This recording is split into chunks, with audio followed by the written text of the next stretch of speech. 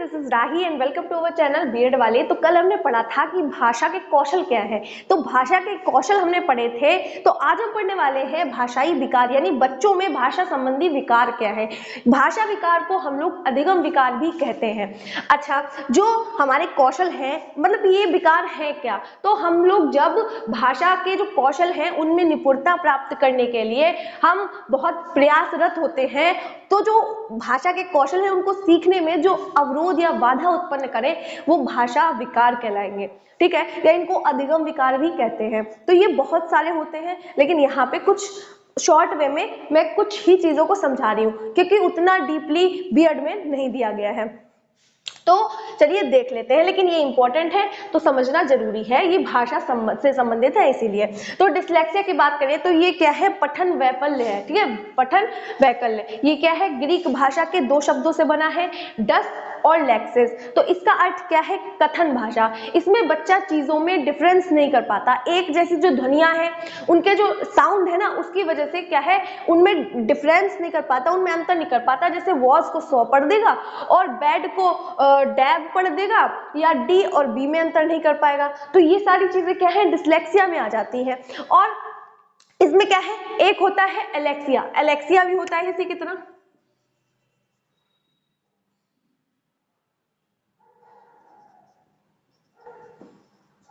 तो अलेक्सिया में क्या है, ये जन्मजात होता है।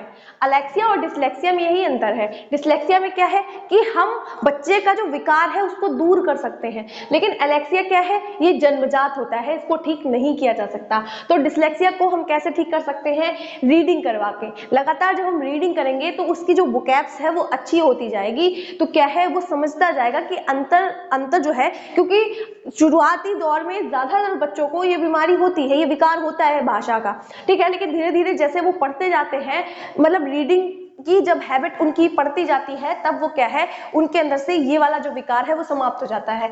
अगर हम कहें तो जो डिस्प्रैक्सिया से ग्रसित जो बच्चा है या बालक है या फिर कोई व्यक्ति है, तो उसमें लक्षण क्या होंगे, तो समान उच्चारण वाली ध्वनियों को पहचान नहीं पाएगा। यानी हमने कहा जो समान ध्वनियां होंगी, वॉस को सौ पड़ेगा या फिर बैड को डैब पड़ेगा। देखिए एक जैसे लग रहे हैं, और वो बी और डी में ज्यादातर आपने देखा होगा छोटे बच्चों में, हम छोटी वाली एबीसीडी आप उनको लिखने के लिए दीजिए तो वो बी और डी में बड़े कंफ्यूज रहते हैं, तो वहां पे आ जाएगा डिस्लेक्सिया। ठीक है, यानी वो पढ़ने में भी दिक्कत जब करेंगे तो लिखने में तो दिक्कत करेंगे ही करेंगे। तो ये क्या है, उनके लक्षण हो गए, यानी शब्दकोश का अभाव होता है किसमें, डिस्लेक्सिया में।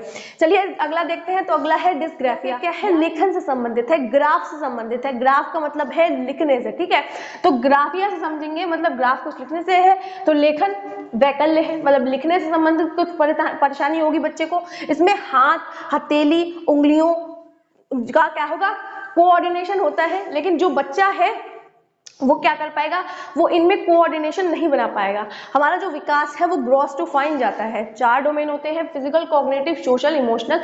तो जो हमारा फिजिकल एस्पेक्ट्स है उसमें एक मोटर डेवलपमेंट आता है जो कि स्थूल से सूक्ष्म की ओर जाता है, ग्रॉस टू फाइन जाता है।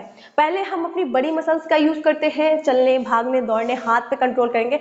बाद में फाइन मोटर स्किल का यूज करते हैं, यानी जो सूक्ष्म गतिक कौशल है उसका विकास होता है। लेकिन जब बच्चे में सूक्ष्म गतिक कौशल का विकास नहीं हो पाता है उचित ढंग से, तो क्या है, उसमें डिस्ग्राफिया यानी भाषाई विकार जो है वो डिस्ग्राफिया देखा जाता है या पाया जाता है।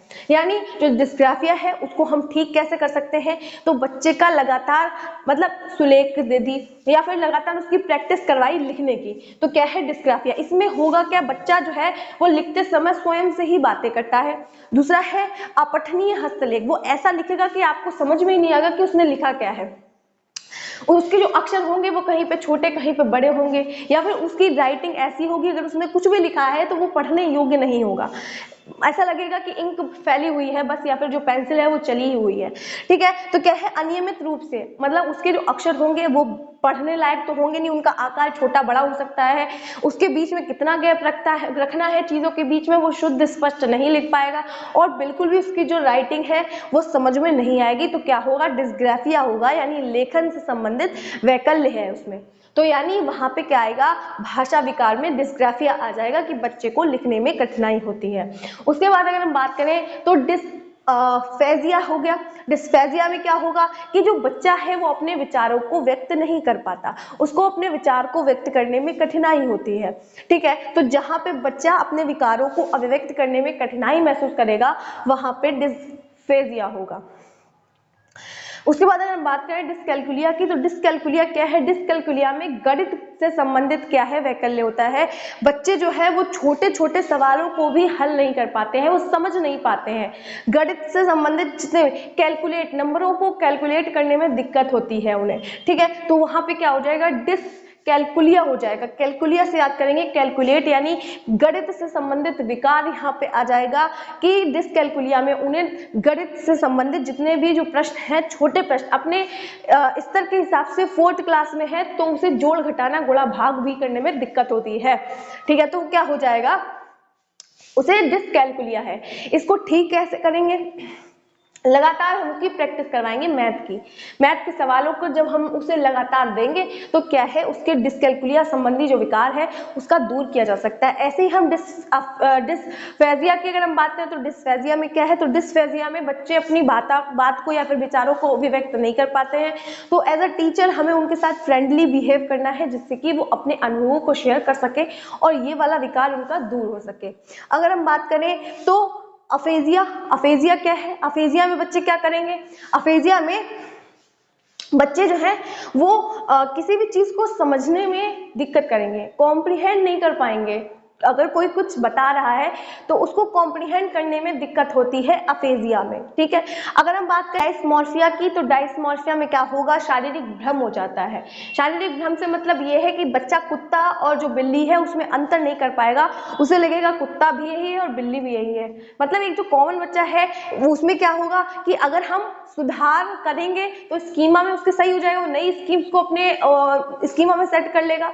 लेकिन जो डिस्मॉर्फिया से संबंधित जो बालक है या बच्चा है वो तब तक क्या करेगा जब तक उसकी उस समस्या को सुलझा नहीं दिया जाएगा, उस विकार को उससे दूर नहीं कर दिया जाएगा या हम उसको बताएंगे नहीं, तो तब तक वो इसी भ्रम में रहेगा कि कुत्ता और बिल्ली क्या है, वो एक ही है। मतलब वो उनमें अंतर नहीं कर पाएगा, ठीक है। तो वहां पे क्या होगा? डिस्मॉर्फिया होगा, यानी उस शारीरिक भ्रम में पड़ा रहता है, उसे जो मतलब अलग अलग वो अंतर नहीं कर पाता है, उनकी विशेषताओं को नहीं देख पाता है। उसके बाद हम बात करें तो डिस्प्रेक्सिया में क्या है? तो शारीरिक विकार आ जाता है इसमें। किसमें? तो डिस्प्रेक्सिया में शारीरिक विकार आ जाता है। तो इसमें क्या होगा? मांसपेशियों का संचालन ठीक ढंग से नहीं कर पाता है। हम ग्रॉस टू फाइन जाते हैं। भैया विकास कैसे जाता है? ग्रॉस टू फाइन जाता है। पहले हम अपनी बड़ी मसल्स का यूज करते हैं, दौड़ना है, चलना है, फिरना है, फिर हम अपनी फाइन मोटर स्किल का यूज करते हैं। तो क्या है, जो डिस्प्रेक्सिया का जो बच्चा है वो क्या है, चलने, लिखने, बोलने में उसे कठिनाई होगी, ठीक है। चाहे वो सूक्ष्म गतिक, इसमें दोनों ही तरीके के, ना तो वो स्थूल गतिक जो कौशल है उसका विकास हो पाएगा, मतलब मोटर स्किल में, ना तो वो फाइन मोटर स्किल का यूज कर पाएगा, ना ही तो वो ग्रॉस मोटर स्किल का उसमें यूज हो पाएगा। मतलब वो दोनों ही करने में उसे तकलीफ, क्योंकि जो क्रियाएं हैं चलने, दौड़ने, भागने, लिखने, ठीक है, किसी भी काम को करने में उसे तकलीफ होगी, तो वो क्या हो जाएगा? डिस्प्रेक्सिया हो जाएगा। फिर उसके बाद हम देखें तो डिस्थीमिया की अगर हम बात करें तो डिस्थीमिया में यह आ जाता है कि बच्चा तनाव की स्थिति में रहता है। इसमें बच्चा किसी भी बात को सोच विचार करके हमेशा तनाव की स्थिति में रहेगा, चिंतन में रहेगा, तो उसको हम क्या कहेंगे? डिस्थीमिया कहेंगे। तो आज हमने पढ़ा भाषा संबंधी विकार के बारे में। वीडियो अच्छी लगी हो तो वीडियो को लाइक करना, चैनल को सब्सक्राइब करना मत भूलिएगा। मिलते हैं नेक्स्ट वीडियो।